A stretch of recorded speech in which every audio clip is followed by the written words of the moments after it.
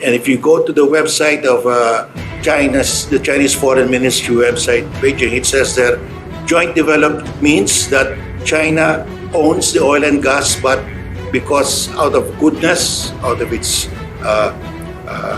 the goodness of its heart, it will allow the other country to jointly develop.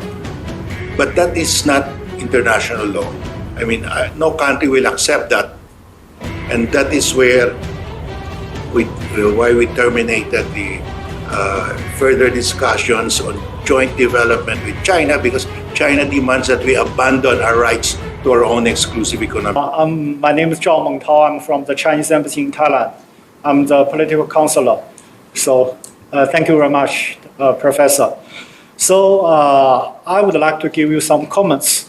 So with the joint efforts by China and ASEAN countries, right now I think the situation in the South China Sea maintained peace and stability and remained the safest and busiest waters for international navigation and overflight.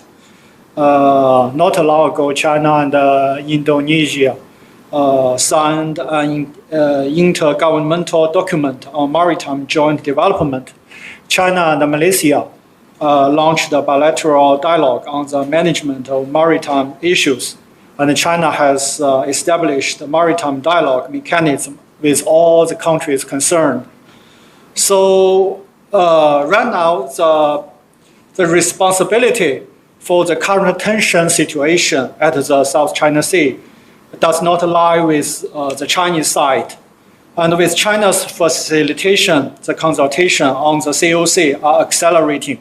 China is ready to work with ASEAN countries to set up communications, stay clear of the disturbances, and build consensus for an early conclusion of the COC, so as to truly make the South China Sea a sea of peace, friendship, and cooperation. So China stands ready to continue to resolve the relevant disputes peacefully through bilateral negotiation and consultation with the states directly concerned on the basis of respecting historical facts and in accordance with the international law. And China is also ready to make every effort with the states directly concerned to enter into a joint development in relevant maritime areas in order to achieve a win-win results and jointly maintain peace and stability in the South China Sea. So also we welcome the ASEAN countries to play a constructive role, because China and ASEAN are the comprehensive strategic partnership. So that is my comments. Thank you. The Philippines and China entered into a memorandum of understanding during the time of the later years of the presidency of President Duterte to cooperate in developing the oil and gas in the West Philippine Sea. And the understanding was that China will participate in developing the oil and gas in accordance with Philippine law, in accordance with the service contract system of the Philippines. And that was signed. And I thought that we have found the solution to settle finally the South China Sea dispute, because China will participate in the development of the oil and gas in accordance with the law of the country, Philippine law. And after the signing of the MOU, the terms of reference was signed pursuant to the MOU. And there was a third agreement that has to be signed, that the Chinese commercial company will enter into the Philippine commercial company to develop, because the Philippines has granted the right to develop Reed Bank, that's in the EEZ of the Philippines, in accordance with the service contract system of the Philippines and therefore the agreement was the service contractor of the Philippines will enter into an agreement with the China National Offshore Oil Company. But at the last minute, China said, we want the Philippines to remove that phrase in the service contract system of the Philippines that the oil and gas belong to the Philippines, and that they wanted to remove the phrase, the Philippine law will govern the contract. But that is within our EEZ. And if we remove that, we will be abandoning the arbitral award, and we will be in violation of our own constitution, because what was to be developed was within 200 nautical miles from our coastline.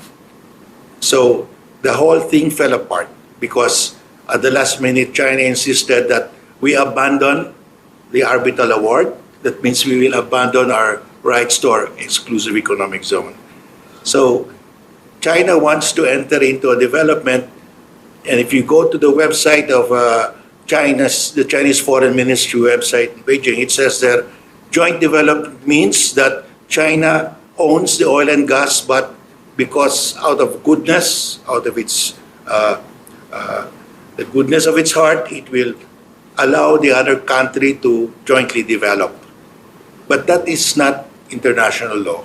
I mean, no country will accept that, and that is where why we terminated the further discussions on joint development with China, because China demands that we abandon our rights to our own exclusive economic zone. COC is a product of the 2002 Declaration of Conduct, which says that the parties to the Declaration of Conduct, ASEAN and China, will draft and sign eventually a code of conduct. The code of conduct, the purpose is to maintain peace and stability without really determining or resolving the merits of the case.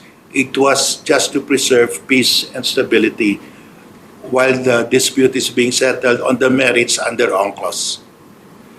But China at that time said, we will sign the code of conduct at the appropriate time, when that time is ripe. From the very start, China announced that. And up to now, it looks like the time is not ripe from China after more than 2 decades. And the reason why, because China wants to limit the COC to the spot list. Vietnam wants to include the paracels, and Vietnam will never agree to the COC that excludes the paracels.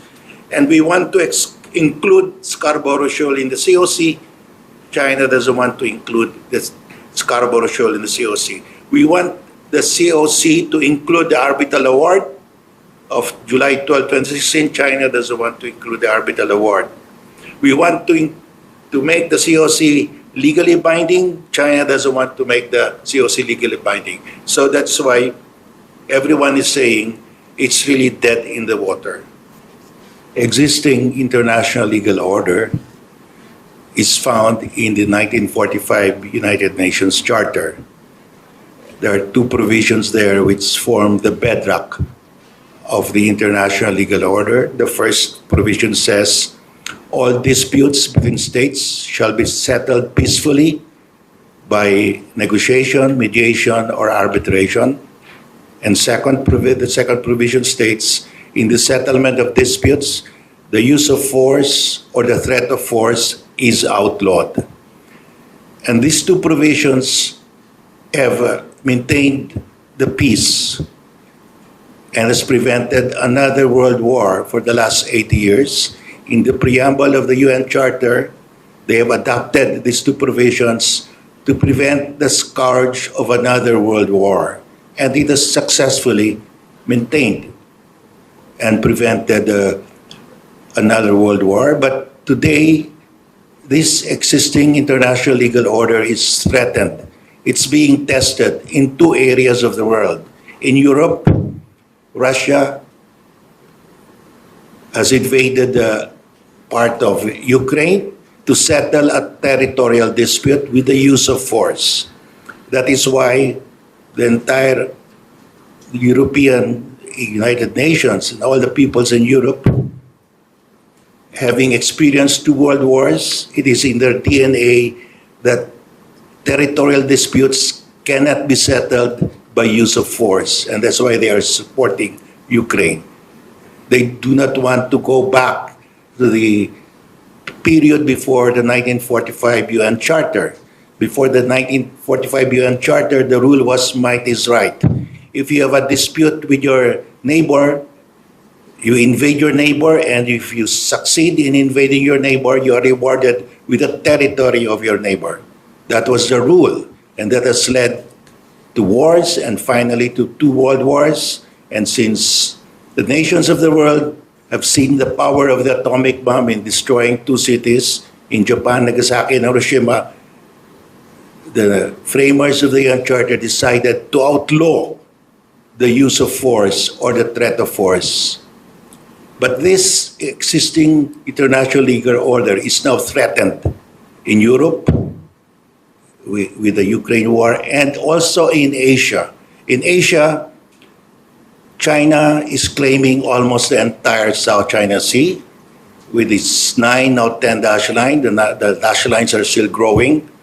And China has amended its Coast Guard law to authorize its Coast Guard vessels to use all force, all kinds of force, including the use of weapons, to enforce its claim under the 10 dash line. And this is in itself a threat of force, which is outlawed in the UN Charter. And beyond the threat of force, China is using gray zone tactics. It is using water cannons. It is ramming Coast Guard vessels of the Philippines and even of Vietnam. So in the South China Sea, the Philippines is carrying the brunt of defending not only its maritime zones, but also the law of the sea, because UNCLOS applies to the South China Sea. There are high seas in the South China Sea. There are exclusive economic zones. And all of this, the high seas and the exclusive economic zones of coastal states, are all encroached by the 10 dash line of China. In the latest map of China, they have called the dashes, the 10 dashes, as its international boundary. What is enclosed by your international boundary is your national territory. So China is claiming all the waters and resources within the expansive 10 dash line as its national territory, including the high seas. The high seas belong to all mankind. All nations of the world can fish in the high seas of the world. Nepal, Laos, all landlocked countries have a right to fish in the high seas of the world. And the natural resources of the high seas beyond national jurisdiction belong to the common heritage of mankind. So Thailand, all the ASEAN states have a stake. Even European states have a stake in the high seas of the South China Sea. And that's why the world has a legitimate interest in the South China Sea dispute, because the high seas of the South China Sea belong to the common heritage of mankind, and China is claiming the entire high seas of the South China Sea. In 2012, China seized Scarborough Shoal, which has been part of Philippine territory since the Spanish times. In 1734, Spain came out with a map of Philippine territory, and it included expressly Scarborough Shoal as part of Philippine territory, and this has been carried over in all Spanish maps of Philippine territory. When the Americans came to be the new colonial ruler in 1898, they adopted the Spanish map of Philippine territory, and that means it included Scarborough Shoal and the Spratlys. So when China seized Scarborough Shoal in 2012, it was an invasion of Philippine territory, seizure of Philippine territory. But we did not use force to retake Scarborough Shoal. We did not send our Navy to retake Scarborough Shoal. We sent our lawyers to The Hague to invalidate the 10 dash line, because we believe in the rule of law. We believe that all disputes must be settled by peaceful means, by negotiation, mediation, and finally by arbitration. And that's exactly what we did. to follow the existing legal order as ordained in the UN Charter to settle all disputes by peaceful means. So we are bearing the brunt of defending not only our own maritime zones and territorial islands in the South China Sea, but also in defending the rule of law, defending UNCLOS and the UN Charter in the South China Sea. And I'm not part of the Philippine government anymore, so I'm a private citizen. So all I can do is to recommend to the Philippine government the next step. And I've been recommending that we bring China again to arbitration on the extended continental shelf, not only China, but Vietnam and Malaysia, because beyond our exclusive economic zone in the South China Sea, there are overlapping areas on the extended continental shelf, overlapping among 3 ASEAN states, Vietnam, Malaysia, and the Philippines. And also China is claiming the same area under its 10-dash line, although China is more than 350 nautical miles away. Under UNCLOS, you cannot claim maritime zones more than 350 nautical miles from your coastline. And so my recommendation has always been we bring all other states, China, Vietnam, and Malaysia, to compulsory arbitration under UNCLOS to settle the overlapping claims in the extended continental shelf. That follows the UN Charter that the dispute should be settled by peaceful means, by arbitration, and besides, under the UN Commission on the Limits of the Continental Shelf, if there are opposing overlapping claims in the extended continental shelf, the UN Commission will not rule, will not resolve the issue. It will allow the parties to decide that by negotiation or by arbitration. And at this stage, of course, negotiation is over because we have been discussing this for the longest time. And so my recommendation to our government is to submit this to arbitration. And in the arbitration, only the three states, Vietnam, Malaysia, and the Philippines, have a legitimate interest because it is within their 350 nautical miles from their coastline, and China is so far away, more than 350 nautical miles away. So we expect that this will be resolved in accordance with the UNCLOS. There's a formula under UNCLOS to divide, to demarcate the extended continental shelf, and I suppose I've talked to the Vietnamese and the Malaysians, and we will be happy to resolve this in accordance with UNCLOS. There's a formula. And so that's my recommendation. And there is another dispute in the South China Sea, the territorial dispute. And of course, in the South China Sea, there is no treaty or convention that requires the parties to the territorial dispute to submit it to compulsory arbitration. And that is the problem. This territorial dispute over Scarborough Shoal and the Spratlys will remain outstanding. Of course, territorial disputes refer to geologic features above water at high tide, because these are the only features that are considered as territory. And all the islands in the Spratlys are disputed among Vietnam, Malaysia, the Philippines, and China. And following the provision of the UN Charter, this must be settled peacefully.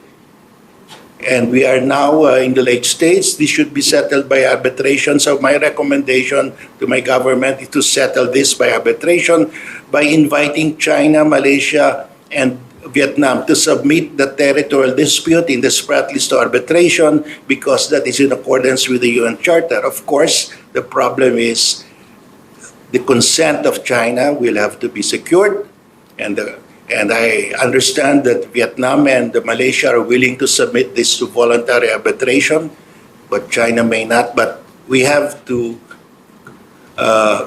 first offer China to submit this to arbitration, because that is the rule of international law, to settle all disputes by peaceful means, and arbitration is a peaceful means of settling disputes. unfortunately, even in ASEAN, among the three ASEAN states that have territorial claims in the spread list, among Vietnam, the Philippines, and Malaysia, there is no compulsory dispute settlement mechanism within ASEAN to settle a territorial dispute. All the coastal states of ASEAN, there are 10 coastal states of ASEAN, only Laos is not a coastal state, and all 10 coastal states of ASEAN are members, are parties to UNCLOS, so we are bound to settle our maritime disputes by compulsory arbitration. But when it comes to territorial dispute, we are not bound. But territorial disputes is as important or even more important than maritime disputes. So, unfortunately, in the UN Charter, it only says member states shall endeavor to resolve peacefully all disputes in a timely manner through dialogue, consultation, and negotiation. There is no mention of arbitration. So it's just to endeavor to resolve. That is a best effort. It's not even mandatory. It's even less than the requirement under the UN Charter. The UN Charter says all disputes shall be settled by peaceful means. But in the ASEAN Charter, it only says shall endeavor. Best effort is not enough. I think the world has moved on. It must be obligatory and with a dispute settlement mechanism that's compulsory. We do not have that in ASEAN. That's why we have a problem between Cambodia and Thailand. I think the present generation of ASEAN citizens deserve better. We, the older members, the older generation of ASEAN citizens, have an unfinished work.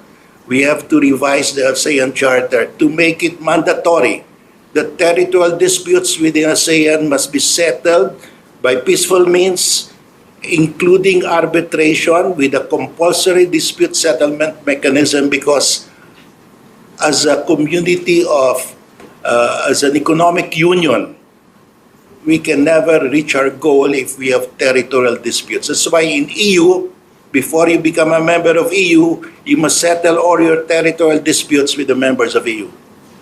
In Latin America, in South America, they have the Pact of Bogota, where all disputes, including territorial and maritime disputes, shall be settled by peaceful means through arbitration as a last resort.